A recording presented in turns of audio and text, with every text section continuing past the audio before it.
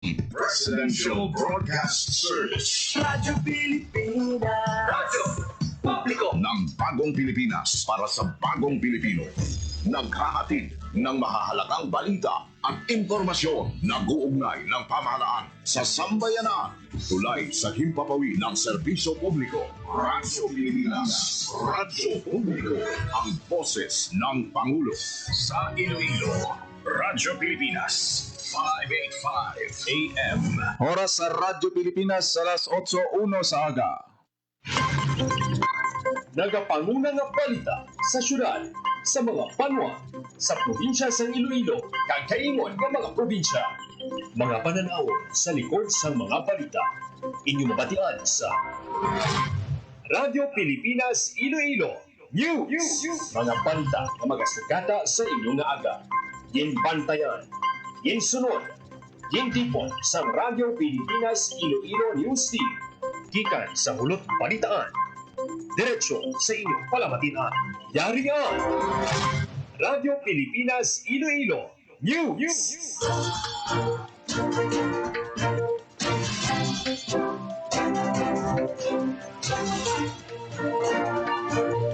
Ayong aga Pilipinas, good morning Western Visayas. Welcome sa Radyo Pilipinas News. Sa buong adlaw sa Miyerkules, Septyembre 10, 2025. Ako ang inyong tagbalita, Gina Baklay, kay karon sa aton balantayan kag mainit nga mga pangulong dinalan. Kaso sa hand, foot and mouth disease sa siyudad sa Iloilo na obserbaran nga nagataas suno sa City Health Office. Iloilo naganda na sa pagsaulog sang World Rabies Day. 3,000 ka mga 4-piece beneficiaries sa Iloilo nag-avail sa job opportunities kag digital, financial and information literacy. Without Waste o Kunwao program ginlunsar sang Iloilo Provincial Government.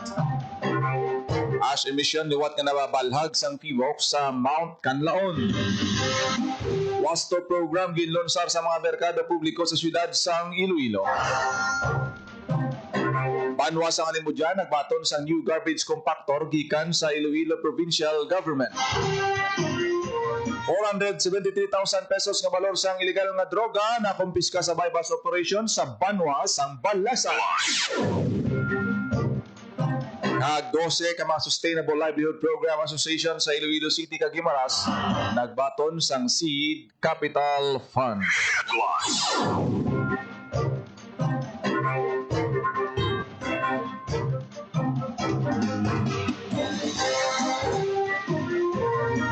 Oras sa Radyo Pilipinas alas 8:04 sa aga kag karon sa detalye sa aton mga balita lokal. Pilipinas. Radyo Pilipinas News. Kaso sang hand, foot and mouth disease sa siyudad sang Iloilo na obserbaran nga nagkataas suno sa City Health Office. Radyo Pilipinas. Radyo Pilipinas. Sa detalye sang balita, ginapahalong sang Iloilo City Health Office ang pamuluyo sa siyudad sang Iloilo sa balatian nga hand, foot and mouth disease nga naobserbaran nga nagataas ang kaso. Suno kay City Health Officer Dr. Maria Ann Diaz, importante ang pagsunod sa proper hygiene and sanitation agad malikawan ang balatian na masami mga kabataan ang natapikan. Sa monitoring sa Iloilo City Epidemiology and Surveillance Unit ginpayag sini nga mas mataas ang kaso sa hand, foot and mouth disease buong tuig kumpara sa nagdigad na period as of September 8. Naka-record sa 319 ka HFMD cases ang syudad. Ginarekomend naman sa CHO sa mga bulutuan na monitoron ng ilang mga estudyante kaya kung magdamo ang kaso ay mo makadeklara sa suspension sa face-to-face classes sa baylo magpatuman sa alternative mode of learning. Para sa Bagong Pilipinas, Ginel Baklay, Radyo Pilipinas, Radyo Publiko. Radyo Pilipinas. Radyo Pilipinas News. Pagsaulog sa World Rabies Day, ginahandaan na sa Iloilo. Radyo Pilipinas. Radyo Pilipinas. Detalye sa balita. Sini nga September 28, 2025, sa Ulugon ang World Rabies Day nga may tema Act Now, You, Me, and the Community. Sa Iloilo, ginapreparahan na sa lokal nga panguluhan sa provincial paagi sa Provincial Veterinarian Office ang pagselebrar sa World Rabies Day sa September 26 nga hiwaton sa Punta Villa Resort and Hotel sa distrito sa Arevalo, Iloilo City. Ang highlights ng selebrasyon amo ang pagkilala at paghatag sa award sa top performer municipalities sa bilog nga probinsya. Sunod kay Provincial Veterinarian Dr. Darrell Tabuada, kilalaho ng mga munisipalidad nga may maayo nga nagpatuban sang rabies elimination program. Ang first place magabaton sang plaque of recognition kag 100,000 pesos nga cash. Second place, plaque of recognition kag cash nga 70,000 pesos. Third place, plaque of recognition kag cash nga 50,000 pesos. May pituman ka mga consolation prizes para sa ito ka munisipalidad nga makabaton sa cash prize nga tag 20,000 pesos. Ang tanan ng farmers na to sa Rabies Free Island, Rabies Free area, sa muna siya atong criteria. So number one, it's na dapat nila na i-implement is ang ilang dapat na comprehensive rabies prevention control ordinance sila na dapat in-implement nila sa kabarangayan o sa munisipyo. Ikaduwa, ang ilang dog vaccination sa ilang manwa, dapat wala nang doon siya sa 70%. May ara na in place na referral kung makagating man ang sa katao, in place na referral halin sa barangay, pakadto sa munisipyo, pakadto sa mga bite center. May information education campaign sa both sa human kag sa animal side.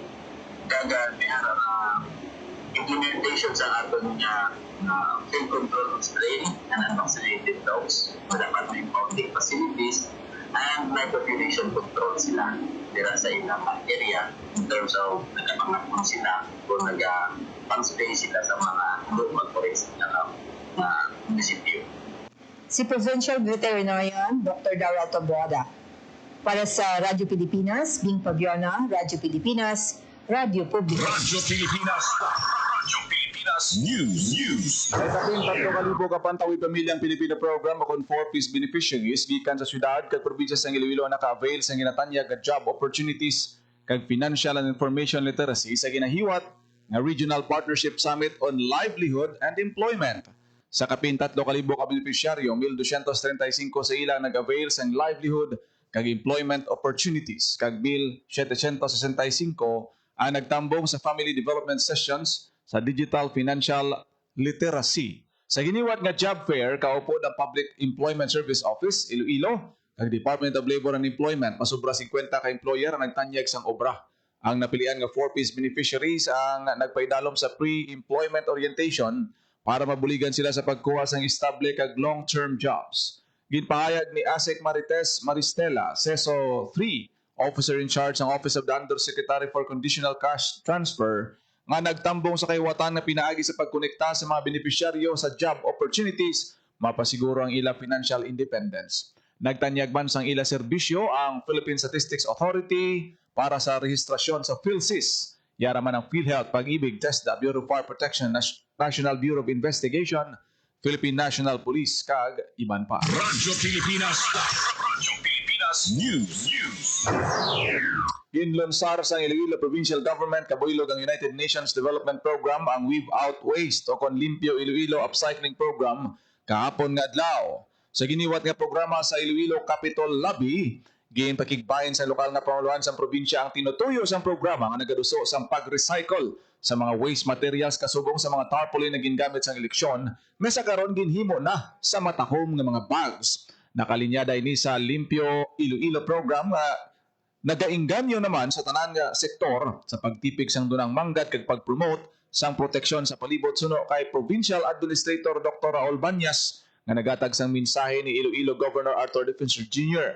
Ginpanginbulahan naman ni Dr. Selva Ramachandran, Resident Representative sa UNDP, ang modelo nga nahuman sa probinsya paagi sa WOW program. Nagatagman sang mensahe sang suporta ang DENR, EMB, DILG, kag TCCF Philippines sa programa. Radyo Pilipinas. Radyo Pilipinas News. Sa ibang pang balita, ash emission liwat nga nabalhag sang PIVOC sa Canlaon. Radyo Pilipinas. Radyo Pilipinas. Sa balita ni Hope Turuchante. Pasado alas 5 sang aga, Septyembre 10, nakabalhag ang FIVOC sang ash emission sa summit crater sang Bulkang Kanlaon. Ang aktibidad nagpagwa sang grayish plumes nga nagsaka 600 meters pa ibabaw sang crater. Suno kay FIVOC's Director Teresito Bacolcol, ininang ikaduha nga emission sang Kanlaon sini nga semana. Kumadumduman sa September 8, may nabalhag man nga ash emission sa bulkana. Sa piyak sini nagapabilin sa Alert Level 2 ang status ng Kanlaon sa Negros Island region. Para sa Bagong Pilipinas, Hope Trechante, Radyo Pilipinas, Radyo Publiko. Radyo Pilipinas. Radyo Pilipinas News. Wasto program ginlunsar sa mga merkado publiko sa siyudad sang Iloilo. Radyo Pilipinas. Radyo Pilipinas. Report. Sa detalye sang balita, ginunsar sa Iloilo City Government ang WASTO, Conveying Accuracy and Standards for Trade Operations Program, sa pinaka-merkado publiko sa siyudad sang Iloilo. Ang WASTO program ang isa ka programa sa Local Economic Enterprise Office na nakalinyada sa mga prioridad ni Iloilo City Mayor Raisa Trias paagi sa rice merkado. Target na mapatuman ang pro-vendor at pro-consumer initiative o napasanyog na serbisyo sa mga merkado publiko. Lakip sa nampisahan na aktibidad ang pagtsikyar sa mga kiluhan na ginagamit sa mga vendors na ginusisa ang calibration. Lauman ang pagpatigayon sa Limpyo Merkado Program sa mabot na Setyembre 13. Kag vendors program naman sa Setyembre 30, amuman ang Merkado kag Market Branding and Identity Initiative. Para sa Bagong Pilipinas, General Baclay, Radyo Pilipinas, Radyo Publiko. Radyo Pilipinas. Radyo Pilipinas News. Banwa sang Alimudjan nakabaton sa new garbage compactor gikan sa Iloilo Provincial Government. Radyo Pilipinas. Radyo Pilipinas. Report. Sa balita ni Paul Tarrosa. Nakabaton sa bagong nga garbage compactor ang banwa sa Alimudyan halin sa Iloilo Provincial Government. Ang garbage compactor may 6.5 cubic meter load capacity na magamit sa banwa. Sunod kay Mayor Ian Kenneth Alfeche, ang garbage compactor makabulig sa solid waste management sa banwa paagi sini mas maging mahapos ang pagtipon kag pagdispose ng basura sa banwa. Ginapasalamatan sa alkalde si Governor Toto Defensor sa ginpalabot ng equipment na makabulig para mamintinar ang katinlo sa banwa sang Alimudyan. Para sa Bagong Pilipinas, Paul Tarosa, Radyo Pilipinas, Radyo Publiko. Radyo Pilipinas. Radyo Pilipinas News. 473,000 pesos na balor sang shampoo na kumpiska sa buy-bust operation sa Banwa sang Balasan. Radyo Pilipinas. Radyo Pilipinas. Sa balita ni Paul Tarrosa. Arestado sang Balasan Municipal Police Station ang isa ka high-value target sa ginpatigayon nga buy-bust operation sa Barangay Poblacion Norte, Balasan, Iloilo. Ang suspect ginkilalang si alias Intong, 23 anyos, kag residente sang Purok Maya Pula, Barangay Maya, Balasan, Iloilo. Nagkumpiska sa suspect ang kapin 70 grams sa shabung nagabalor sang 473,000 pesos. Natigayon ang operasyon matapos magpalabot sa impormasyon ng isa ka concerned citizen na tuy sa drug activity sa suspect. Kaso nga paglapas sa Republic Act 9165 o ng Comprehensive Dangerous Drugs Act of 2002 ang pag-atubangon sang suspect. Para sa Bagong Pilipinas, Paul Tarosa, Radyo Pilipinas, Radyo Publiko. Radyo Pilipinas. Radyo Pilipinas News. Iloilo Provincial Government nag-turn over sang teen center sa Uton National High School football field sa munisipyo inagurahan man. Radyo Pilipinas. Radyo Pilipinas. Sa balita ni Marian Grace Erenieta. Nag-turn over sa Teen Center Building ang Iloilo Provincial Government sa Uton National High School sa isa ka seremonya sa Martes, Septyembre 9. Ang Teen Center 2.0 ang level-up version sa existing flagship project sa gobyerno provincial sa idalom sa Adolescent Health and Youth Development Program nga ginapatuman sa Office of the Provincial Population Office kag kabahin man sa More Progress Iloilo Initiative ni Iloilo Governor Arthur Defensor Jr. Ang upgraded version ginalaki pa sa construction sa stand-alone single-story building nga dedicated bilang venue sa development at empowerment sa pamatanon. Ginpangunahan ni Governor Defensor ang pag-turn over sa Teen Center Building kaupod sa Vice Governor Lian Dibuque, Maria Janelon Funda, Provincial Government Department Heads ng Iloilo Sports Development and Management Office, Attorney Ruel Von Soperio, Provincial Population Officer, kay Uton National High School Principal Darwin Haro. Sa iya speech, ginhaylo ni Governor Defensor ang mga estudyante sang buluthuan nga halungan kag himuon bilang extended home ang Teen Center nga makabulig sa pagdugang sang ila ihibalo. Samtang kininagurahan man ang football field sa Uton National High School. Gimpahayag ni Fundal na isa sa mga inisyatibo ni Governor Defensor ang one town, one football field o na pagtukol sa tig-isa ka football field sa kada munisipalidad. Isa ang aton sa anong kaunang nga taos nga recipients sa inisyatibo. Lagi pa diri ang mga banwa sa San Dionisio, Barotac Nuevo, Haniway, Cabatuan, kag Lucena, kag may walo pa kaduga nga munisipalidad nga ginaproseso pa ang dokumento. Para sa Bagong Pilipinas, Maring Grace Areñata, Radyo Pilipinas, Radyo Pilipinas. Radyo Pilipinas News. Rosek ang Sustainable Livelihood Program Association sa Iloilo City kag Guimaras nagbaton sang seed capital fund. Radyo Pilipinas. Radyo Pilipinas. Sa Report. detalye sa balita, Nagbaton sa Seed Capital Fund ng DOSEC at Sustainable Livelihood Program Association sa SLPA sa Iloilo City kag Guimaras. Naglabot sa masubra 3.7 milyones pesos nga SCF ang ginhatag sa Department of Social Welfare and Development Sustainable Livelihood Program o SLP. Sa Guimaras, nagbaton sa 240,000 pesos ang Bugnay SLPA, tig 300,000 pesos naman ang gidbaton sa Santa Ana Gardens SLPA kag Alsan SLPA, kag 382,500 pesos sa Salvacion SLPA para sa pagpatuman sa vegetable gardening, aqua farming kag hog fattening initiatives. Samtang sa Iloilo City, nagbaton sa 320,000 pesos ang Arevalo Tri-Unity Association, 217,500 pesos naman ang gidbaton sa Halsan Lapus SLPA, 389,000 pesos ang Bonifacio SLPA, 480,000 pesos ang San Juan 23 SLPA, tig 300,000 pesos ang Guzman Hesena SLPA, kag San Rafael SLPA, 311,250,000 pesos ang Star Livelihood Association, kag 240,000 pesos ang Mabuhay Salvacion SLPA para sa ila commodity stores kag micro-retail enterprises. Kalabanan sa mga SLPA members ang mga benepisyaryo sa Pantawid Pamilyang Pilipino Program nga gintugod para sa program exit mangod sa improved level of well-being kag transition hadi sa survival padulong sa subsistence o kon self-sufficiency. Para sa Bagong Pilipinas, Maring Grace Areñata, Radyo Pilipinas, Radyo Pilipinas. Radyo Pilipinas. Radyo Pilipinas News. formal na ginlunsar ang Terra Madre Asia and Pacific 2025. Aktibidad ginpangunahan ni Tourism Secretary Cristina Garcia Frasco. Suno kay Frasco ang launching isa ka proud moment para sa Pilipinas. Dugang pasinihinga ang pagkaon, nagadala sang kultura, nagabulig sa mga komunidad kag nagahatag sang palangabuyan sa mga pumuluyo. Kagang Terra Madre ang nangingin global opportunity para sa pungsod nga ipakilala ang istorya sa mga Pilipino sa kalibutan. Nagpasalamat man si Frasco sa Slow Food International kag sa Bacolod kag Negros Occidental para mangin posible ang kahiwatan. Nagapang-agdaman ang DOT Secretary sa tanan nga magkilitaay sa Bacolod sa Nobyembre. Radyo Pilipinas. Radyo Pilipinas News. Ginpatpat ni Department of Agriculture, Bureau of Fisheries and Aquatic Resources 6 Regional Director Remia Apari ang importansya sa fisheries management areas. Ang FMA ang pagtunga-tunga sa geographic zones nga gintukod para sa nagakaangay, epektibo kag sustainable nga pagdumala sang marine resources. Dugang pa ni Apari, lakip sa mga luyag matagan sa batsang FMA ang problema sa overfishing kag pagbalanse sang kaayuhan sang karagatan, tawo kag ekonomiya. Radyo Pilipinas. Radyo Pilipinas News. Negros Occidental ang Sagip Saka Program pinagi sa palulos sa magagmay nga mangunguma. Ang programa naghatag sang 50 milyones pesos nga interest-free assistance para sa masobra 2,500 ka mga mangunguma sa Negros Occidental. Suno sa Department of Agriculture, Negros Island Region, katuyuan sini nga mabuligan ang mga mangunguma nga hindi dayon ibaligya ang ilang humay samtang manubo ang presyo nga yara subong sa 11 tubtob 13 pesos kada kilo. Nanginuna nga benepisyaryo sa programa ang mga mangunguma gikan sa Bago City.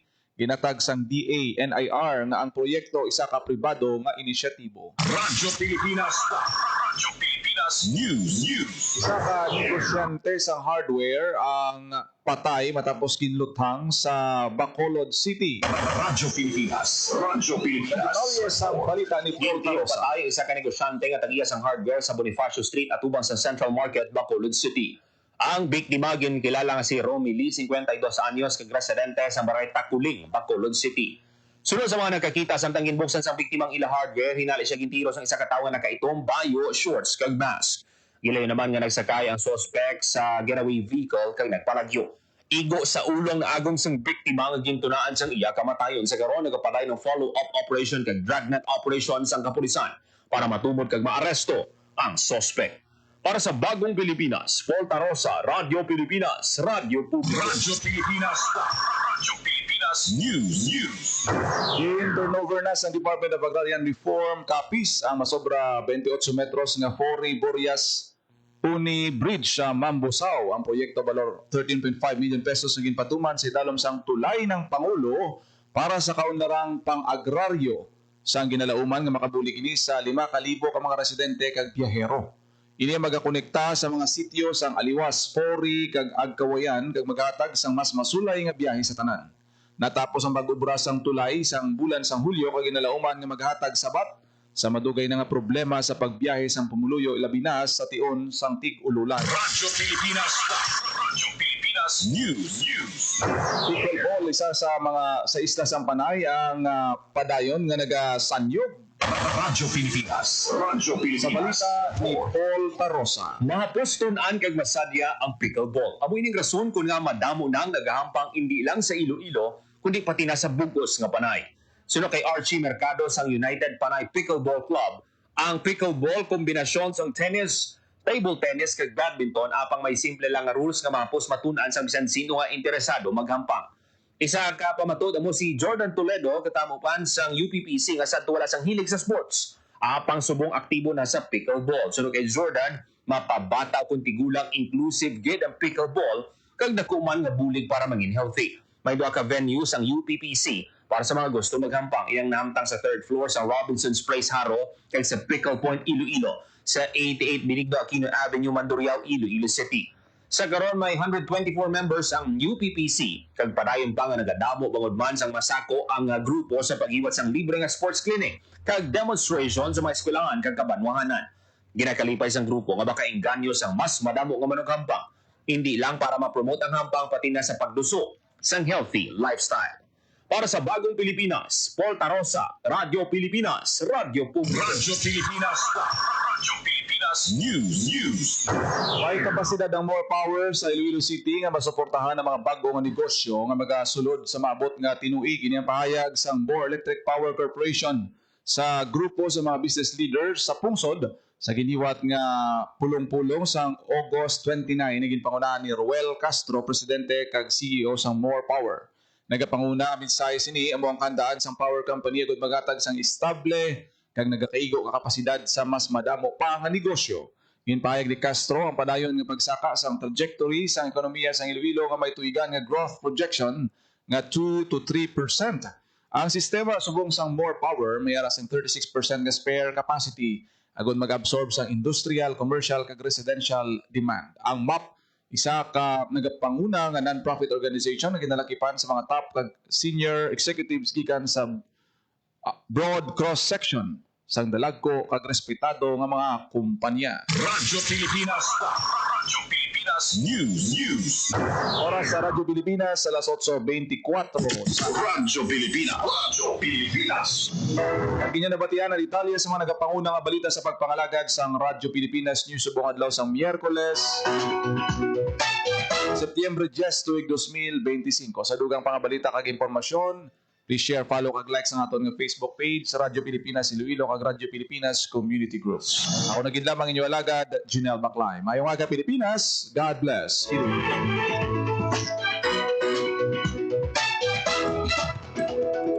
Ito ang Presidential Broadcast Service. Radyo Pilipinas. Radyo Publiko ng bagong Pilipinas para sa bagong Pilipino. Naghahatid ng mahahalagang balita at impormasyon na guugnay ng pamahalaan sa sambayanan. Tulay sa himpapawid ng serbisyo publiko. Radyo Pilipinas. Radyo Publiko. Ang boses ng Pangulo. Sa Iloilo. Radyo Pilipinas. 585 AM.